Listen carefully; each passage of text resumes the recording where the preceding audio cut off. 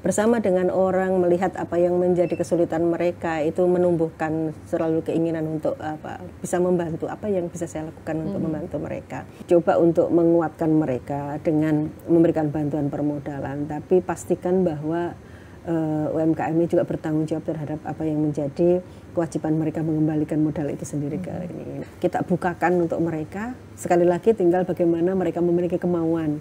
Niat ini penting Mbak ya, niat, kemauan ini penting. Ya saya selalu akan mendukung mereka, mensupport, baik itu nanti di dalam regulasi maupun di dalam hal yang terkait dengan kebijakan-kebijakan yang lain. Ya saya kira karena kalau UMKM ini kuat, maka insya Allah ekonomi Jawa Timur juga akan melejit kuat.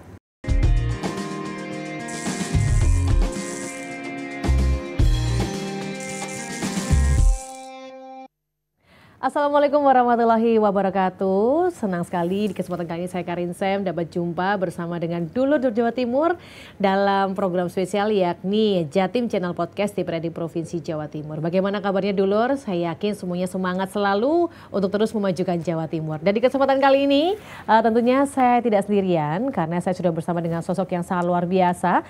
Beliau adalah sosok yang dimana salah satu legislator perempuan yang berhasil lolos di kursi DPRD Jatim. Dapilnya juga nggak main-main nih Dulur, karena ini konon kabarnya dari dapil dengan pertarungan ketat yaitu Jatim 1 wilayah Surabaya. Dan beliau saat ini sebagai anggota Komisi C DPRD Provinsi Jawa Timur dan konsen tentunya pada keputusan-keputusan yang pastinya pro pada perempuan. Salah satunya adalah menggerakkan UMKM yang selama ini kita kenal sebagai backbone perekonomian di Jawa Timur. Dan beliau juga merupakan ketua fraksi PKS DPRD Jawa Timur. Langsung saja kita sapa. Assalamualaikum Ibu Haja Lili Hendarwati. Waalaikumsalam warahmatullahi wabarakatuh, Mbak Karin. Apa kabar hari ini? Alhamdulillah selalu baik. Selalu sehat baik. Dan bugar. Wow, luar biasa. Dan selalu Tidaknya semangat. sehat tapi harus bugar. Ya betul sekali. Selalu menyemangati para perempuan yang ada di Jawa Timur ya. Harus, ya. Luar biasa. Ini yang biasa kita sapa dengan Ibu Lili atau kadang para relawan menyapanya Bunda Lili ya. Bunda Lili, ya. Karena ibu mesti bunda. Betul sekali. Ini sangat luar biasa. Di hari ini kita akan membahas terkait UMKM naik kelas bukan cuma wacana. Wow, ini berarti sekarang berada di kelas berapa nih kira-kira? Kok ada rencana naik kelas begitu? Ya, betul. Ya memang kita inginnya begitu ya. Semua usaha ekonomi masyarakat ini bisa terus berkembang dengan baik dan melejit, artinya jadi naik kelas itu tadi. Oke, baik. Nah, ya pasti Bu Lili sebagai legislator perempuan begitu ya, juga sebagai ibu rumah tangga, saya yakin padatnya ini sangat luar biasa, mengurus anak, mengurus negara juga untuk wilayah Provinsi Jawa Timur ini sangat gak gampang. Nah, bagaimana cara Ibu membagi waktu begitu? Kalau yang bagi itu, waduh dibagi ya, susah kayaknya ya bagi-bagian. Jadi memang saya kira saya mengalir saja Mbak Karin, artinya alhamdulillah juga anak-anak sudah cukup bisa mandiri, besar-besar semua, ya, artinya anak-anak sudah besar sehingga tidak terlalu perlu untuk waktu yang sangat khusus begitu ya, sehingga kita ya mengalir saja. Saat bersama dengan anak-anak, saya bersama dengan mereka mendengarkan apa yang menjadi kebutuhan mereka, keperluan mereka dalam bicara sekalipun, dari keluarga termasuk dengan suami juga seperti itu gitu. Jadi tidak ada satu waktu yang khusus, kecuali waktu-waktu tertentu mereka punya kesempatan untuk ya ada ulang tahun, misalnya lagi ulang tahun nih kita rame-rame ketemu, ngobrol, makan bareng gitu aja, nggak ada sesuatu yang khusus yang ini. Karena saya setiap waktu juga berikan kesempatan untuk mereka mau ngomong apa, mau apa, silahkan bisa komunikasi langsung. Ya sekarang sudah ada video call Mbak, jadi tidak perlu repot-repot harus kemudian ini. Dan anak-anak alhamdulillah dan suami juga selalu mendukung, jadi tidak harus bertemu muka dalam konteks fisik mungkin secara ini, ya mereka sudah cukup paham insya Allah. Apa nih yang mendasari Ibu Lili kok akhirnya saya punya hati ini buat terjun melayani masyarakat begitu? Karena kan kayak ngurus suami, anak, ya udahlah ya begitu. Kenapa kok sampai akhirnya saya pengen terjun untuk masyarakat begitu? Mungkin itu sama ya Mbak, semuanya mengalir dalam hidup saya ini. Kebetulan saya suka membantu orang, saya suka bersosialisasi. Sejak kecil juga turut di dalam organisasi, sekolah selalu di organisasi, sehingga bersama dengan orang melihat apa yang menjadi kesulitan mereka, itu menumbuhkan selalu keinginan untuk bisa membantu, apa yang bisa saya lakukan untuk membantu mereka. Dan alhamdulillah saya berada di sebuah partai yang selalu memberikan dorongan, memberikan motivasi, memberikan arahan untuk bisa memberikan yang lebih dari kita, memberikan kontribusi kepada masyarakat. Ya, akhirnya jadilah seperti sekarang menjadi seorang anggota legislatif ya. Jadi mengalir saja. Luar biasa. Dan ini Ibu berada di Komisi C. Komisi C. Ya, Komisi C ini kan membidangi keuangan perbankan, kemudian juga ada perpajakan retribusi, lalu pemegang kas daerah, perusahaan patungan, badan usaha dan penanaman modal, juga pengawasan keuangan dan pembangunan daerah. Ini luar biasa pengawasannya berkaitan dengan uang ya, Bu ya. Iya, ngobrolin uang gitu ya, Mbak ya. Betul sekali. Kenapa kok Ibu milih duduknya di posisi Komisi C begitu? Apakah memang ada perintah dari fraksi PKS begitu atau mungkin panggilan aja? Saya tertariknya ke sini begitu. Iya. Dulu awalnya mengalir saja, Mbak. Jadi ketika kemudian diberikan kesempatan untuk berada di Komisi C, bagi saya dimanapun itu sebuah tantangan, kita harus belajar. Dan ternyata di sini juga menarik gitu, ada hal menarik di mana Komisi C ini ternyata di bidang keuangan dia harus, kalau kita misalnya keluarga di rumah, dialah yang menghasilkan pendapatan daerah bagi Provinsi Jawa Timur, memastikan bahwa pendapatan asli daerah selalu bisa naik dan sebagainya. Kayaknya ini kok ya menarik, saya belajar di situ, bertemu dengan banyak orang, kemudian juga menemukan banyak insight yang menurut saya itu bisa menjadi sebuah pembelajaran bagus ya ke depannya gitu. Potensi Jawa Timur sendiri, dan saya kira saya merasa enjoy gitu ya, kecuali juga karena memang di partai kita diminta untuk berada di sana karena kebetulan saya ketua fraksi di Banggar dan ada korelasinya, lebih paham seluk-beluk pendapatan ketika kita berada di Komisi C, maka akhirnya masuklah tetap saya di Komisi C periode yang kemarin sampai periode yang sekarang. Dua periode berarti Bu ya, dengan tugas yang sama di Komisi C tersebut. Tugas yang sama, tapi selalu ada yang menarik, Mbak. Selalu ada yang menarik. Kalau untuk saat ini Komisi sedang concern membahas apa ini, Bu? Ya, kita di Komisi C sekarang pertama tentu lagi membahas kaitan dengan Perda, Mbak. Ada perubahan terhadap badan hukumnya ya BUMD kita, dari yang sebagai PD perusahaan daerah kemudian sekarang berganti menjadi perseroda ya. Kemudian juga ada hal-hal yang menarik di mana kami sekarang mendapat challenge ini. Karena sejak tahun 25 masuk tahun 25 berdasarkan Undang-Undang HKPD, pemerintah daerah provinsi ini kehilangan pendapatan hampir 4,1 karena persentase pajak option daerah yang semula 70% untuk pendapatan asli daerah dari PKB, PKB itu pajak kendaraan bermotor, ya, bukan partai ya, pajak kendaraan bermotor, pajak kendaraan bermotor yang dulunya 70-30 untuk provinsi, sekarang 66-34 untuk kota. Jadi kita mendapatkan cukup besar pengurangan persentase dan itu menyebabkan turunnya pendapatan asli daerah kita sampai 4,1 triliun, Mbak. Sehingga Komisi C tentu dengan tantangan pembangunan yang terus harus berjalan dan kemudian juga banyak hal lain yang harus kita kerjakan untuk Jawa Timur ini sebagai cita-cita menjadi gerbang baru Nusantara. Nah ini duitnya nggak boleh kurang nih, harus lebih, harus bertambah. Dan kami di Komisi C memastikan untuk beberapa sumber dari pendapatan asli daerah kita ini bisa berjalan dengan baik. Salah satunya tentu berusaha untuk membangkitkan lebih baik lagi pendapatan asli dari BUMD, pendapatan dividen dari BUMD. Oke, baik nih. Nah, kalau Ibu ini kan melihat bahwa UKM, ya ini kan juga bisa menjadi salah satu tulang punggung perekonomian khususnya di Jawa Timur. Betul sekali, nah, bagaimana Ibu melihat kekuatan UKM yang ada di dapilnya Ibu khususnya yang ada di Jawa Timur? Jawa Timur, iya.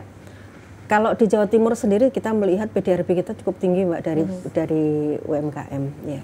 Mulai dari 23, 57, kemudian 57 sekian begitu, kemudian 24 juga mulai 22 malahan. 22 itu sudah naik mulai dari 57, 58, 59 persentase koma sekian itu PDRB kita dari UMKM.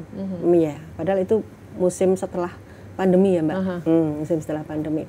Artinya apa? Kita melihat bahwa perekonomian masyarakat kita ini sesungguhnya sangat ditopang oleh UMKM. Nah, termasuk di Dapil Surabaya ini sekitar 60% ada ya UMKM kita ini dari kaum perempuan ya, yang kalau bahasanya perempuan ini wis kecepet, multitaskingnya mulai. Mereka bisa melakukan apapun untuk kemudian bisa membuat keluarganya itu berdiri tetap kokoh dalam hal ekonomi, utamanya ketahanan ekonominya berawal dari perempuan-perempuan yang memang terdesak dengan perekonomian. Dan munculnya ini di UMKM ini yang lebih mudah, Mbak ya. Jadi ada yang memang faktor kepepet itu tadi, dan kemudian ini yang bisa kita lakukan dengan hal yang mungkin mudah dan hanya berbekal dari kemauan, kadang seperti itu, dengan modal yang mungkin hanya ala kadarnya. Akhirnya mereka muncul sebagai UMKM baru. Ya. Itu kondisi adalah pada saat COVID ya Bu ya? COVID utamanya. Ini mungkin bisa diceritakan juga kenapa para UMKM ini bisa bertahan begitu dalam kondisi pandemi pada saat itu Ibu? Iya, karena mereka kan tidak memiliki, rata-rata mereka pekerjanya adalah pekerja keluarga Mbak ya. Waktu COVID kan nggak boleh keluar kemana-mana. Ya.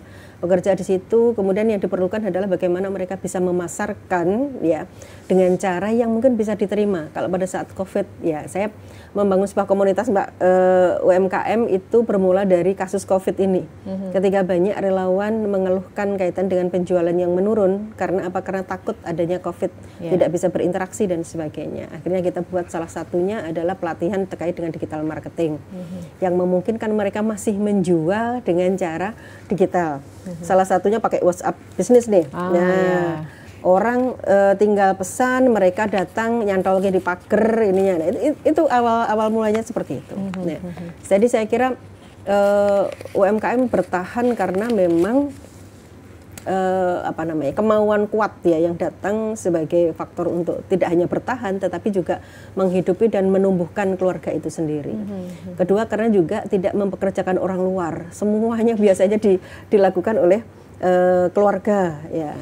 Kalau dulu mungkin perusahaan-perusahaan pada kolaps karena tidak ada kegiatan di perusahaan, tidak boleh adanya orang-orang berkumpul dan sebagainya, sehingga kemudian para pekerja di retire, dipensiunkan, di PHK dan sebagainya. Tapi kalau UMKM kan enggak, masih bisa berjalan dengan apa yang ada di rumah itu, tentu dengan bahan baku dan kemudian juga ya keterbatasan yang lain, tapi tetap bisa berjalan. Dengan terbatas tapi akhirnya malah melejit ya Bu? Malah melejit. Luar biasa. Dan akhirnya Ibu bikin komunitas UMKM itu? UMKM, iya betul. Kalau nggak salah namanya ada nama-nama Sanskerta gitu nggak sih Bu ya? Laksita Semesta Academy. Laksita Semesta Academy, namanya cukup menarik. Ada akademinya nih, kenapa nih Bu ya? Karena teman-teman ini berharap suatu saat kita juga punya kesempatan untuk membuat sebuah akademi khusus untuk sebuah UMKM gitu. Iya. Artinya apa Bu, Laksita nih? Laksita ini bahasanya adalah booming gitu ya, apa ya namanya ya? Viral gitu? Viral apa, gitu ya. Moncer atau iya, apa? Moncer, ya bahasa Jawanya moncer. Bahasa Jawanya moncer. Iya, moncer. Gitu. Jadi nanti mereka kalau tergabung di sini, mereka bisnisnya akan berharapnya viral, akan betul. Iya, itu harapan kita Mbak. Ada berapa anggota Bu? Anggota sekarang sudah sekitar 6.000-an ya. 6.000 anggota. Dengan produk yang macam-macam itu ya. Kebanyakan makanan minuman aja. Makanan minuman banyak, ya, lebih banyak. Tapi juga mereka juga bergabung tidak hanya dari yang makanan minuman atau produk, tapi ada jasa juga. Oh, ada jasa. Ada jasa juga. Seperti jadi ada kelompok Bekam. Oh, ada kelompok membersihkan lingkungan. Iya. Ada juga ya. Bekam itu pengobatan tradisional. Iya, itu ada. Kemudian juga kayak apa macam membersihkan rumah tuh kayak cleaning gitu ada? Belum ada. Belum ada. Belum ada kalau itu belum ada. Tapi jasa yang kaitan dengan misalnya mereka punya laundry, mereka punya hal-hal kesehatan yang lain itu ada. Keren sekali. Dan Ibu sebagai sosok yang saat ini duduk di legislator begitu ya, apa nih Bu kebijakan yang sudah Ibu perjuangkan gitu khusus bagi para kaum perempuan sejauh ini? Iya, saya tadi mikir-mikir juga Mbak berkaitan dengan itu, karena ya itu tadi kadang kita kalau di Komisi C ini kan karena bukan di komisi saya untuk kemudian membuat sebuah kebijakan yang identik dengan ini ya, tetapi mikirnya terkadang kaitan dengan bagaimana mendapatkan pendapatan yang besar dari pemerintah daerah kita dari berbagai macam yang ada itu tadi. Tapi sekarang yang sedang saya coba untuk perjuangkan ini bagian dari RPJMD kita lagi membahas raperda RPJMD kita untuk 5 tahun. Baik. Dan salah satu yang kemudian dimasukkan di dalam perencanaan pembangunan kita di jangka menengah ini ya adalah kaitan dengan Jatim Harmoni, membangun kaitan dengan keluarga, kaitan dengan pemberdayaan perempuan, dan kita berharap bahwa ada unsur yang selalu menjadi perhatian dari pemerintah daerah kita kaitan dengan ketahanan keluarga. Karena kita fokus banget dengan bagaimana Jawa Timur yang sekarang menjadi nomor 1, Mbak. Perceraian tertinggi di Saya mau tepuk tangan nggak jadi karena kalimat jangan ngomong tepuk tangan. Saya pelan-pelan sangat menjadikan sih, Mbak, ya. Sehingga saya kira perlu untuk mendapatkan perhatian yang besar di sini. Faktor bagaimana kita juga menguatkan ketahanan keluarga yang juga itu sangat rentan di Jawa Timur. Dan UMKM ini ternyata rasanya bisa cukup salah membantu satunya, itu ya, Bu, ya. Karena faktor ekonomi juga menjadi faktor itu perceraian. Saya kembali tertarik soal Laksita Semesta Academy tadi, Ibu. Ini kan sebuah komunitas ada 6.000 orang dan ini sudah mulai di tahun 2020 kah atau 2021? Ya 2020 awalnya. 2020 yang karena pandemi masa itu ya. Pandemi, awal pandemi. Nah, untuk menggerakkan UMKM-nya ini seperti apa, Ibu? Saya sebenarnya bahasanya adalah apa ya, Mbak, mencoba untuk membawa UMKM ini naik kelas. Naik kelas itu dalam artian mereka kemudian bisa tidak hanya UMKM konvensional, tapi juga bisa tersebar di dalam penjualan, marketingnya ke mana-mana, sampai kalau bisa memungkinkan di ekspor ya. Dan ini ada beberapa yang kemudian sudah mulai masuk di situ. Ya kita memulai dengan menguatkan produk UMKM kita ini sendiri, utamanya kalau kita bicara terkait dengan produknya. Dari masyarakat yang memiliki produk yang biasa-biasa saja, harga di rumahan, kayak produk-produk gorengan, produk kue basah biasa. Ini menjadi produk yang memang betul-betul bisa dijual di kelas yang lebih tinggi. Kalau dulu misalnya, oke lah beli lemper di jalanan mungkin 2.000-3.000, ayo kita buat lemper yang memang menarik. Yang tidak saja misalnya dia bisa dijual di jalanan tetapi bisa ditawarkan di perhotelan, bisa ditawarkan di dinas-dinas yang makanannya memang layak untuk kemudian dijual di kelas yang lebih tinggi gitu ya. Artinya gitu. Akhirnya kita coba untuk mengkurasi makanan, mutu makanannya sendiri ya. Kemudian sebelumnya ini Mbak, kaitan dengan legalitas usaha. Karena sekarang kita kan pemerintah ini sedang menggiatkan kaitan dengan setiap UMKM harus memiliki nomor induk berusaha. Maka saya mencoba untuk membantu mereka lewat NIB-nya mereka, legalitas usahanya sampai kepada sertifikasi halalnya ya. Kemudian bagaimana produk itu sendiri, rasanya, ya teksturnya dan sebagainya, sampai kepada kemasan produknya. Kita berikan pelatihan untuk kemudian mereka bisa membuat itu. Dan kita juga kemarin bekerja sama dengan Disperindak, Mbak. Disperindak kita kan ada UPT pengemasan ya di Trosobo itu yang juga cukup membantu kita. Kemudian digital marketingnya, baik itu di marketplace ya, ada di Shopee, di Tokopedia dan sebagainya, itu kita bantu untuk mengenalkan bagaimana cara masuk ke sana. Selain itu juga kemarin juga kita berikan juga pelatihan kalau bisa masuk ke e-pekennya Surabaya. Karena kita di Surabaya, Mbak, bisa e-peken, kemudian Jatim Josnya ini ya, Jatim Bejo ini bisa masuk ke sana produk-produknya. Kemudian foto produk juga, kan namanya digital, kalau kemudian digital marketing, ada fotonya bagus juga ini. Kita berikan pelatihan juga bagaimana memfoto produk yang menarik, yang kemudian kalau dijual itu membuat orang bisa interest dengan produknya. Sampai kepada itu, artinya kalau semua step by step ini, tentu belum semua dari 6.000 itu kita berikan pelatihan, Mbak. Tetapi setidaknya ada setiap UMKM itu kita sudah sentuh dengan kegiatan-kegiatan yang mereka bisa kemudian melanjutkan. Ini step berikutnya apa gitu. Jadi saya minta untuk pengurus ini melis setiap produk mereka, setiap UMKM mereka itu sudah sampai kemana, kelas yang mana, sudah selesai legalitasnya, oke, legalitas NIB sudah. Bagaimana dengan halalnya? Ya, halalnya sudah belum begitu. Kemudian bagaimana dengan produknya sendiri, mutu produknya kayak apa? Kemudian sampai kepada pengemasannya udah bagus atau belum gitu. Karena kalau saya disuruh menawarkan misalnya ya produk itu kan mesti dari awal dilihat kemasannya dulu. Maksudnya packagingnya bagus enggak? Kalau packaging nggak bagus, malas lah aku bawa gitu. Branding, Mbak, lupa saya tadi nyampaikan. Branding juga perlu. Saya selalu bilang bahwa kalau kita menjual sesuatu ataupun apapun itu, alamat itu perlu. Dan branding itu kan alamat, Mbak ya. Iya, betul. Dimana kita mengenal sebuah produk dengan, oh ini brandingnya. Kalau sekarang kita lihat banyak di pasaran makanan-makanan dengan produk A, B, C, ya itu sudah kenal. Oh belinya di sana, ya. Kalau itu, nah ini pun juga seperti itu. Saya meminta teman-teman untuk membranding produknya. Jangan puas hanya menjadi apa namanya ya, Mbak. Kadang kan ada yang sebagai pembuat saja, tapi di store gitu ya. Saya nggak mau seperti itu. Mau saya adalah mereka punya branding sendiri, sehingga mereka akan puas, mereka akan bangga bahwa itu adalah produk saya. Kalau orang bilang A, B, C, itu adalah produk mereka. Bukan di branding oleh branding orang lain.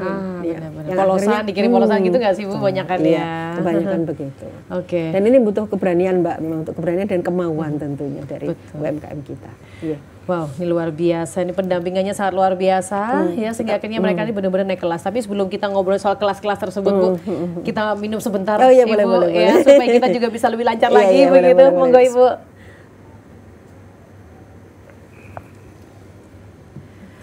Wow, luar biasa. Berarti benar-benar namanya akademi Bu ya. Jadi mereka akan didampingi mulai dari yang pemula, begitu saya katakan demikian ya Bu ya. Kelas 1, kelas 2, kelas 3. Dan nanti kalau yang paling advance gitu menurut Ibu tuh yang mereka bisa ekspor itu?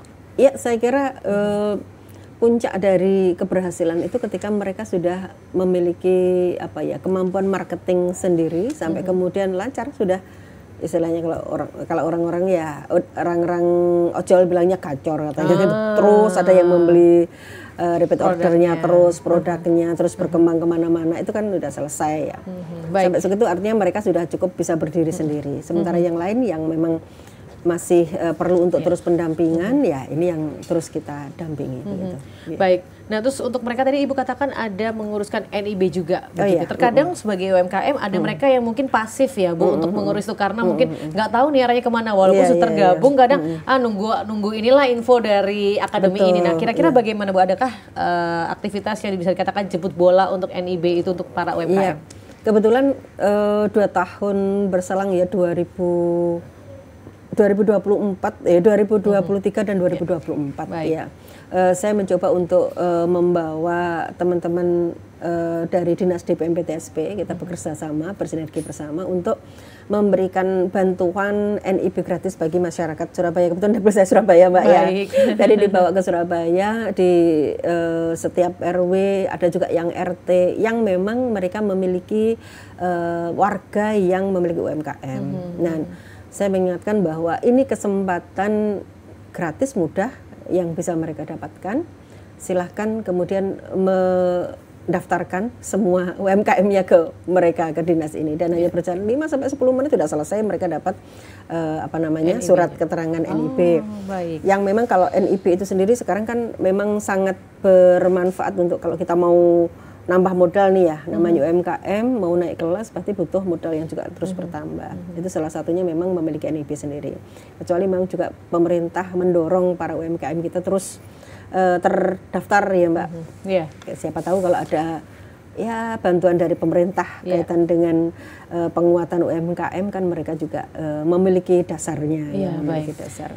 Berarti salah satu pentingnya nomor induk berusaha ini adalah akan memudahkan mereka kalau mau naik kelas, dapat tambahan modal dan sebagainya, karena pemerintah gampang memantaunya ya. Karena nomor ini nih, ini perusahaan usaha ini begitu ya. Nah, ada syarat tertentu nggak sih Bu untuk mereka untuk bisa ikutan pengurusan NIB yang jemput bola seperti yang Ibu programkan selama kurang lebih 2 tahun ini? Tidak ada sesuatu yang khusus Mbak. Mereka hanya datang. Kelengkapan-kelengkapannya harus mereka miliki. Kelengkapannya seingat saya itu hanya ada usahanya, mereka punya usaha, KTP mereka, dan sebenarnya ada Mbak pajak ya dari apa?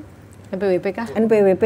Cuman bagi yang belum punya NPWP enggak masalah, mereka tetap mendaftar. Ya. Kalau mungkin mereka masih baru membuka, belum ada setahun gitu juga boleh? Boleh. Masih baru mau memulai mereka minta NIB juga bisa boleh, ya? Boleh.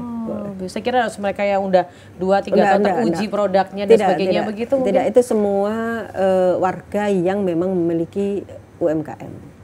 Jadi boleh untuk mendaftarkan. Oke, baik. Dan untuk baik itu barang maupun jasa. Barang ataupun jasa. Iya, barang ataupun jasa. Ya, karena ternyata para pemilik jasa pun ya itu juga mereka diminta untuk mendaftarkan Mbak sebagai bagian dari UMKM itu sendiri. Oke, baik. Untuk jemput bolanya sendiri itu berapa lama, Bu? Itu biasanya kalau kemarin kita mengambil momen di akhir tahun, Mbak ya, beberapa akhir tahun memang kita buat sinergi itu satu daerah satu titik itu biasanya kita mengambil 100 orang. 100 orang Pak RW, ada yang UMKM di sini bisa satu RW nggak cukup, RW yang lain bisa gabung, ya. Dan 100 orang itu yang kemudian kita bantu. Tapi kemarin di tahun 23 itu kita di 48 titik. Yang di tahun 24 ini 16 titik. Jadi ada 2000. Yang pertama tentu 4.800 orang, yang kedua ada 1.600 ya UMKM yang terbantu. Oke. Iya. Kalau tahun 25 nanti kira-kira di mana, Bu, yang terdekat ini? Dalam waktu dekat.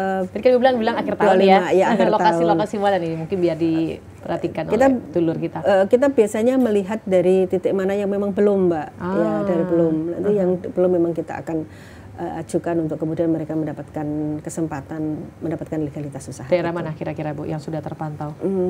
Kita belum ada yang mengajukan, tapi yang kemarin yang masih belum selesai di hampir di setiap Mbak, di Surabaya ini kebetulan ya, di kemarin yang kita lakukan kan ada di Rungkut, ada Gubeng, kemudian di daerah Sukolilo sendiri, kemudian di Ampel ya juga ada. Banyak teman-teman kita yang punya UMKM dan kemudian mendapatkan kesempatan NIB itu. Saya kira nanti sama kita tawarkan ke daerah-daerah yang sudah pernah kita berikan itu, tapi mungkin nanti dalam skop RW yang berbeda atau RT yang berbeda. Karena sekarang hampir semua rumah itu memiliki usaha, Mbak. Ya. Sehingga kita perlu juga untuk memberikan support kepada mereka untuk usaha mereka ini bisa berjalan dengan baik. Salah satunya dengan legalitas usahanya bisa terdaftar itu tadi. Ya.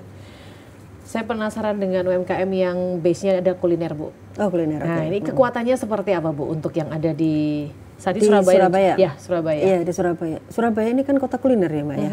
Hampir di setiap tempat.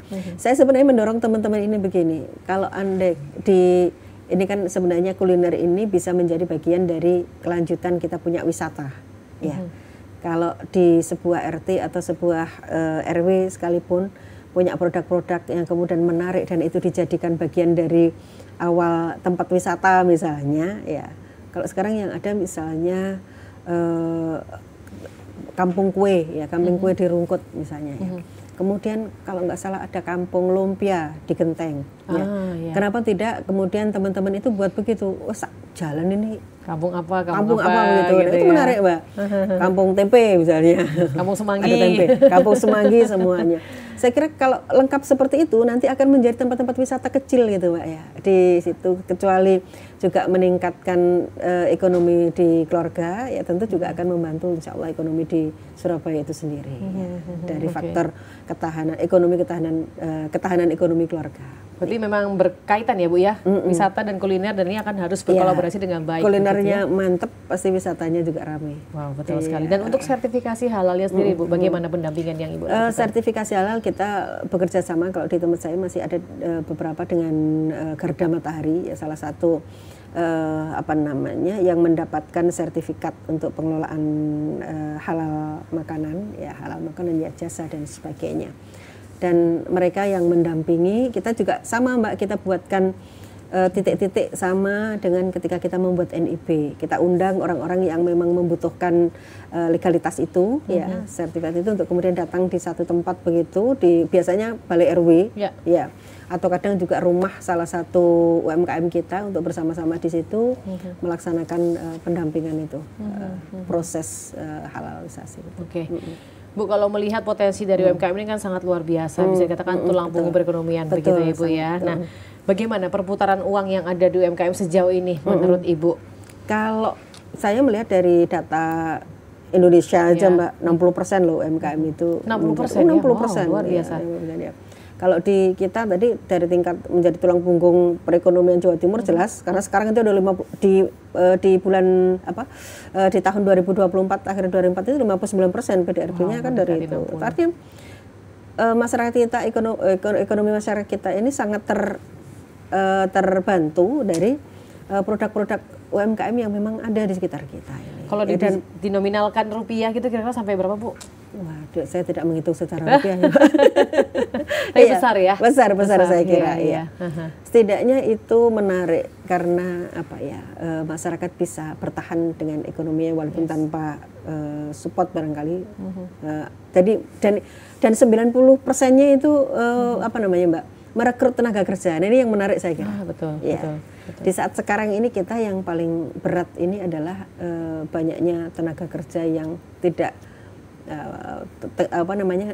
tingkat pengangguran terbuka TPT ya yang cukup tinggi.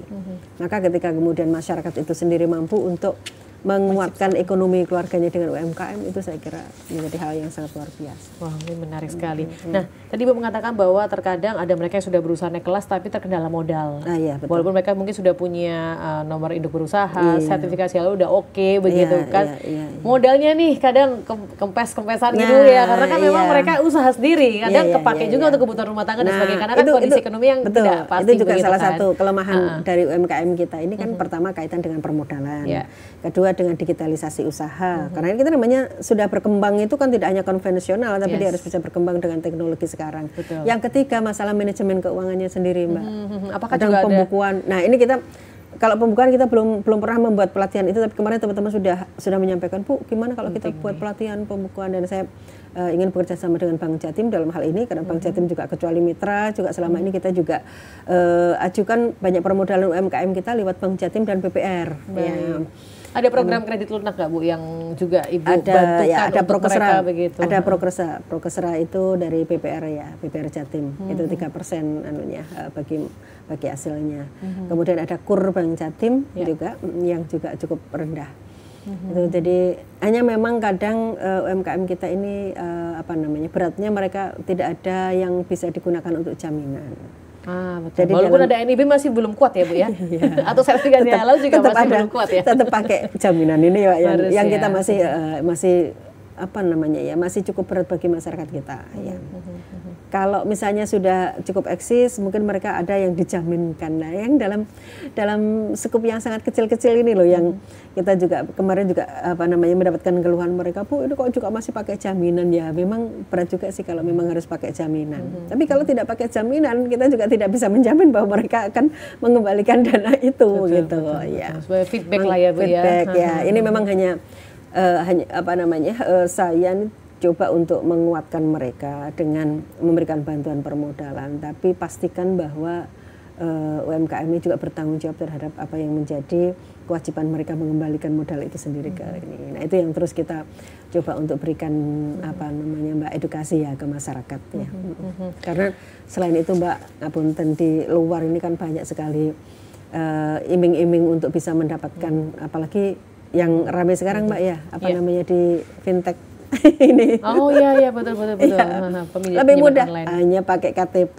Tapi itu masalahnya juga lebih banyak Bu. Nah, masalahnya lebih banyak. Tapi itu sangat menarik bagi masyarakat yang tidak paham. Iya sih. Ya, padahal itu menjaga marwah diri itu dari situ. Karena ketika kita tidak bisa membayar ya yang di online, pinjaman online itu, semua kontaknya tahu bahwa dia punya utang. Ya, itu yang beratnya di situ. Tapi itu memang butuh memberikan pendidikan kepada masyarakat nih Mbak, bahwa jangan yang instan itu diutamakan, tapi kemudian justru merusak marwah mereka di hadapan banyak orang, banyak keluarga dan sebagainya. Betul sekali.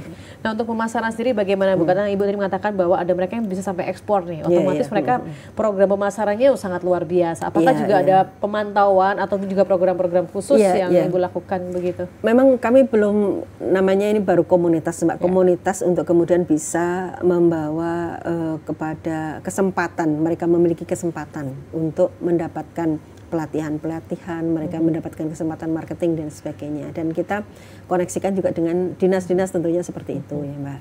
Jadi ini yang sudah produknya bagus, ini mohon bisa kemudian diperhatikan. Nah, ini yang kemudian juga masuk di dalam beberapa UMKM kita yang sudah terdaftar, karena memang produknya juga sudah bagus, menarik, kemudian kemasannya juga sudah bagus, secara legalitas mereka sudah punya, sehingga dan ini ternyata diminati, produknya diminati gitu ya. Ada abon ikan, ya, abon ikan, kemudian ada kerupuk ikan, itu ternyata orang di luar cukup menarik. Itu yang sedang berjalan sekarang. Oke, dan otomatis yang tergabung di komunitas Ibu ini dengan berbagai macam produk, ada yang sama mungkin Bu? Ada pasti ya. Dan mereka it's okay ya Bu, enggak masalah ya? Karena mereka punya kekhasan sendiri-sendiri. Iya. Oke. Nah, Bu, kalau kita melihat sekarang kan di luaran sana banyak perempuan-perempuan yang mungkin terpaksa harus bekerja untuk urusan keluarga begitu ya. Salah satunya mereka mungkin tergabung dalam ojol begitu. Nah, bagaimana menurut Ibu, apakah sebaiknya mereka tidak ojol tapi mereka lebih ke UMKM aja atau sambil jalan dua-duanya atau bagaimana kalau menurut Ibu? Ojol ini bagi mereka mungkin juga hal yang mudah ya Mbak, bekerja mudah walaupun kita tahu bahwa teman-teman ojol juga banyak yang mengeluhkan kaitan dengan regulasi yang berjalan di sana. Tetapi kita memberikan support ke mereka untuk juga bisa masuk di UMKM, baik itu mereka memiliki produk sendiri. Ada beberapa orang ojol itu yang juga mereka memang punya produk Mbak, produk-produk makanan basah ataupun kemudian berambang goreng dan sebagainya. Itu menarik banyak. Menarik itu ya, tadi mau bawa nggak jadi. Kelupaan ini satu. Boleh balik dulu Bu? Ya, boleh, nanti kita pulang dulu. Kemudian kita juga berikan kesempatan mereka sebagai alternatif kalaupun mereka pada satu saat tidak bisa ngojol, ya, karena resiko ojol ini sebenarnya kan tinggi sekali di jalanan Mbak ya. Kita berikan pelatihan kaitan dengan produk makanan juga, ya, yang sedang direncanakan nanti membuat kemasan apa Mbak, hantaran, hampers gitu ya. Kemudian MUA, ya, make up artis itu kita juga kerjasama dengan Dinas Pemberdayaan Perempuan, ya. Jadi arahan kita, nasihat kita lah ya, nasihat kita. Mereka punya potensi yang lain selain bekerja sebagai ojol. Sehingga alternatifnya kalau nanti kemudian mereka tidak mampu lagi bekerja sebagai ojol, mereka masih punya kesempatan untuk bisa menjadi seorang MUA misalnya, atau bisa menjadi seorang pembikin hampersnya, yang mau nikah atau mau apapun itu, ya mau wisuda dan sebagainya. Artinya peluang-peluang kita bukakan untuk mereka. Sekali lagi tinggal bagaimana mereka memiliki kemauan. Niat ini penting Mbak ya, niat, kemauan ini penting. Karena kita banyak memberikan pelatihan tetapi tidak banyak juga yang kemudian cukup komitmen untuk menjalankan itu. Nah ini yang memang perlu untuk terus kita dampingi itu sebenarnya dalam hal ininya. Ya, berarti pendampingan Ibu juga untuk mereka yang bisa dikatakan kelompok rentan ini ya Bu ya. Betul. Sangat luar biasa. Nah Bu, kalau kita lihat di luar negeri, ini termasuk di Amerika Serikat nih ya, jumlah UMKM itu nggak sebanyak di Indonesia begitu. Tapi mereka bisa melayani, mereka bisa punya brand ternama dan terpercaya, bahkan mereka bisa melayani dengan jumlah besar begitu. Nah, ini bagaimana Bu caranya supaya yang ada di Indonesia ini juga mungkin bisa meniru apa yang baik dari sana, supaya mereka pun juga bisa berkolaborasi bersama-sama, tidak untuk kepentingan usahaku sendiri, brand sendiri gitu loh, namanya begitu. Bagaimana Bu, ada jangankah itu untuk mereka? Sebenarnya apa ya, proses apa kalau namanya, ada perusahaan besar yang memang kemudian diminta untuk memberikan coaching gitu ya, coaching kepada UMKM yang ada. Di luar kan seperti itu. Nah di Indonesia ini kenapa tidak kemudian ada sebuah, ya mungkin nanti bisa kita usulkan sebuah regulasi baru kaitan dengan bagaimana perusahaan-perusahaan besar ini juga memiliki anak angkat UMKM yang kemudian juga bisa terus berkembang dan disupport dengan baik. Nah ini yang nanti mungkin butuh sebuah regulasi baru Mbak, utamanya mungkin kalau di Jawa Timur perlu buatkan semacam perdanya begitu, perda pendukung, sehingga perusahaan inventory yang ada di Jawa Timur ini punya salah satu tugas. Semoga bisa diusulkan ya Bu rapat tersebut ya. Mudah-mudahan ya Mbak ya. Ini baru kepikirin tadi juga Mbak. Maksudnya langsung dicatat boleh Bu. Dicatat lagi nanti dicatat ya. Luar biasa. Nah Bu, kalau ngomong soal branding, otomatis kan kita pengen para UMKM itu usahanya dikenal begitu kan. Nah, apakah juga harus Ibu mungkin punya tips kepada mereka khususnya yang mungkin tengah menyaksikan saat ini ya, supaya selain dikenal mereka juga harus, kadang konsumen juga pengen tahu nih lokasinya di mana, produksinya seperti apa. Nah, apalagi saat ini kan serba digital, supaya konsumen juga nggak mudah ditipu Bu. Kemasan menarik tapi ternyata fail gitu, takutnya kan begitu. Apakah ada tips begitu? Sebenarnya kita minta juga teman-teman ini punya alamat khusus. Kalau sekarang kita bahasa medsosnya punya TikTok, punya Instagram. Yang kemudian di situ orang akan lebih dan mudah untuk mendapatkan produk itu, mengenal. Terus sekarang itu nggak ada yang susah Mbak, semuanya sebenarnya mudah. Hanya tinggal bagaimana kita kemudian mau mempraktekkan apa yang kemudian sudah kita berikan pelatihannya. Kadang beratnya memang di teman-teman UMKM ini masih sering menjadi penonton. Nah ini yang ya, kita sudah grupkan misalnya ya. Tapi berapa dari sekian ribu orang itu atau ratus orang itu dalam sebuah grup ini yang betul-betul mereka intens memperhatikan apa sih yang harus mereka lakukan sekarang gitu ya. Sehingga itu yang justru perlu untuk selalu kita dorong. Maka kalau mau membesarkan UMKM sesungguhnya pemerintah itu butuh coaching kepada mereka yang betul-betul serius. Tidak hanya sekedar satu hari memberikan perhatian berikutnya sudah jul gitu ya. Karena mereka ini butuh terus didampingi ya, rutinitas untuk menanyakan hey apa kabarnya, bagaimana sekarang, apa yang perlu dibantu itu perlu gitu. Dan itu yang saya kira perlu menjadi sebuah kebijakan dari pemerintah kita kalau ingin UMKM ini bisa berkembang dengan pesat. Ibu ngomong soal ada platform digital seperti TikTok dan sebagainya itu kan terkadang mereka juga join ke e-commerce. Iya betul. Nah, supaya usaha mereka juga semakin berkembang, marketnya lebih luas, tapi terkadang potongannya besar nih Bu di e-commerce ya akhir-akhir ini. Ini bagaimana Bu menyikapi hal tersebut? Ya tentu kita ini kan memberikan arahan saja ya Mbak ya.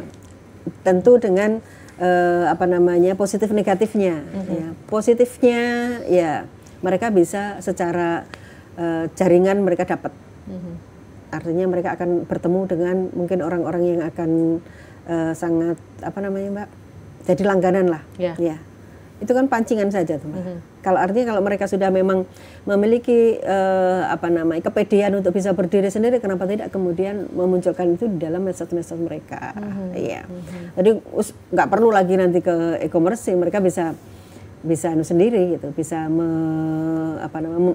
menjual sendiri dengan marketing mereka sendiri.